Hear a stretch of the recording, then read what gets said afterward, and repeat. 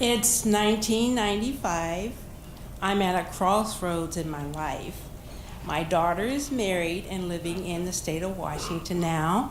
My son is attending college in Florida, and I'm living in New Hampshire, where I don't want to spend the rest of my life. And then boom, I get news that my mother passes away suddenly. I'm devastated, but it is my paternal grandmother that reaches out and gets me through this. She's very kind to me. She gets me through the funeral and everything. And then she suggests that I come back to Dayton, Ohio to live with her. I accept her offer. I pack up, leave New Hampshire, and go there. My grandmother is this 87-year-old woman now. She stands about 5 feet tall, weighing no more than about 100 pounds. But don't mistake her for some mild-mannered grandmother, because she isn't. Initially, we're having fun. I'm spending time with my grandmother, my Aunt Geraldine, her daughter, and we're the three amigos. We're going to dinner and lunch. We go to church almost every Sunday. We're doing lots of things. Geraldine doesn't live there, so when Grandma and I are alone, we watch a lot of movies, and she reminisces a lot. But then there's some things occurring beneath the waters. Grandma is rather brutal towards her only daughter. She always has been, but I've never had to watch it on a daily basis. She tells Geraldine what to wear. She tells her how to get her hair cut. You let them take too much off. They didn't take enough off. And then she says things like, you eat too much. Sharon doesn't eat like that. And then really sad, she calls her Miss Piggy sometimes. I'm watching this, I'm listening to this. Geraldine has no defenses. She's not ever going to talk back to her mother. She's 61 years old now. Her mother owns the house she lives in. Geraldine's not going anywhere. But I'm deciding that I don't want to be a part of this. And then there's another issue. Grandma's showing signs of dementia. She's leaving the stove on. She's using paper towels to cover the pots and pans while she's cooking. She's forgetting how to get back to the house in the car when we don't go with her. And then I find out she's double dosing on her blood pressure pills, which I'm very concerned about. So I talk to Geraldine, and I tell her, Geraldine, I'm really concerned. Grandma's leaving the stove on. And then she's losing her words and everything. She's calling her sofa the Davenport. She's calling the refrigerator the ice box. She's calling the living room. She's calling her living room the parlor. Geraldine says to me, Sharon, stop lying on Mama. You know she doesn't leave the stove on. So I say, okay, to myself, now I'm a liar. I'm out of here. So I talk to both of them, and I tell them I'm leaving at the end of September because now I've been there about 6 months. I said, I'm leaving, and then I think everything's fine. But I stop going places with them. I start living in the basement to avoid them. I have practically everything down there that I need. I have cable. I have a let-out couch bed. I have my own telephone line. I don't come up too often, so everything's just fine as far as I'm concerned. I do occasionally, there's everything down there in the basement but a bathroom. So I have to go up to the bathroom.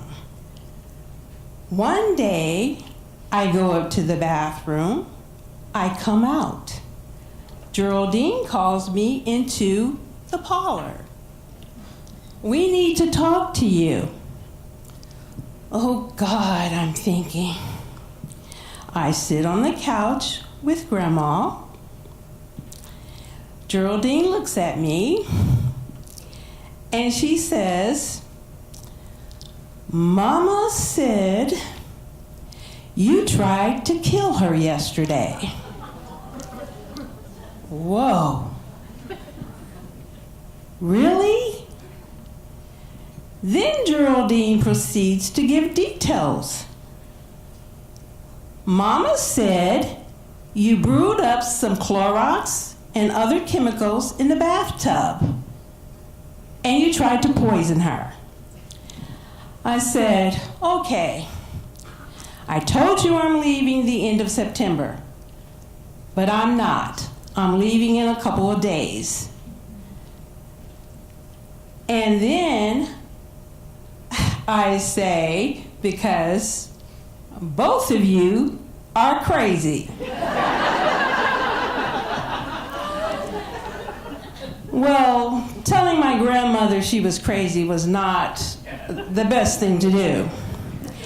Grandma springs up from the sofa like she is Wonder Woman. She takes a 360-degree turnaround. I swear she's wearing a cape. She scurries to the coat closet where she once told me Mr. Ruff's pistol was. Mr. Ruff was her second husband. I don't want to be killed, shot by Mr. Ruff's pistol in Grandma's parlor. So I run to my bedroom and shut the door. But Geraldine burst in like a grizzly bear, and the next thing I know, her hands are around my neck. She's trying to choke me, but she has arthritis.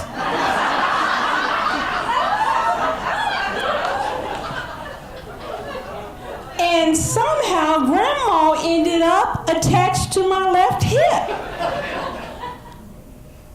I thought about shoving Auntie Geraldine to the dresser drawer across the room, but I'm not a violent person, and I know if I hurt Geraldine, I'm going to jail.